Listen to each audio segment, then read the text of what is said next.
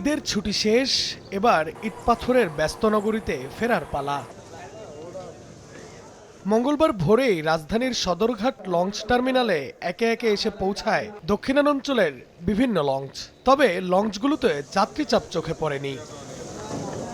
সরকারি ছুটি শেষ হওয়ায় কর্মস্থলে যোগ দিতে মঙ্গলবার সকালেই পরিবার নিয়ে বেশিরভাগ কর্মজীবী মানুষ ফিরেছেন রাজধানীতে। আজকে অফিস আছে, এখন বাসায় গিয়ে রিফ্রেশ হয়ে তারপরে অফিসে যাব। একটু আগে ভাগে চলে আসলাম যাতে ভিড় না হয়। আজকে থেকে অফিস শুরু করবো ইনশাআল্লাহ। 2 দিন আর কি ছুটি নিয়ে ঢাকাতে একটু ঘুরতে আসলাম।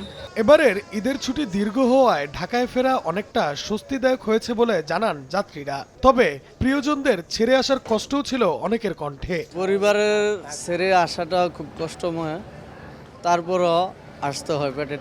দেশের মানুষকে প্রতিদিন সুরক্ষিত রাখার প্রত্যয় নিয়ে সেফটি কেবলস সহ এলো safe ceiling fan.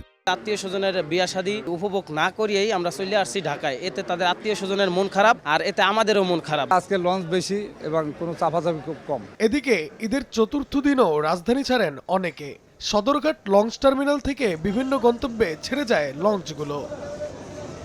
Naim Hasan, সময় সংবাদ, ঢাকা।